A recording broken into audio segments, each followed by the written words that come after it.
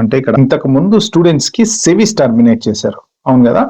SEVIS terminate చేసినప్పుడు ఏమైంది, bulk లో టక కోర్టు కేసులు అయిపోయినాయి. కోర్టు కేసులు అయిపోయిన తర్వాత ఏముంది, అందరు జడ్జిలు అలా ఎలా సెవిస్ టర్మినేట్ చేస్తారు, పిల్లలు చదువుకుంటున్నారు కదా, సడన్ గా వాళ్ళ సెవిస్ టర్మినేట్ చేయడానికి లేదు, మళ్ళీ సెవిస్ అందరు రీఇన్స్టేట్ చేయండి అని చెప్పేసి కోర్టు చెప్పింది.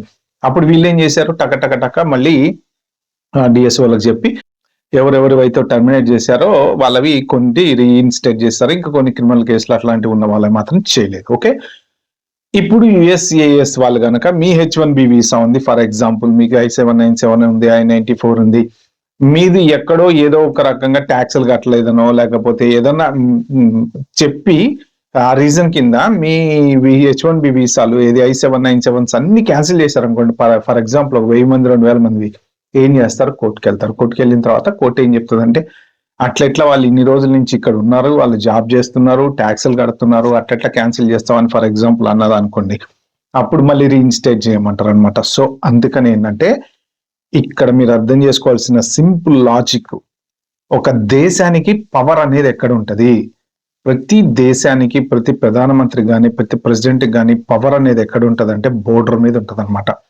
Simple as that, border control అనమాట.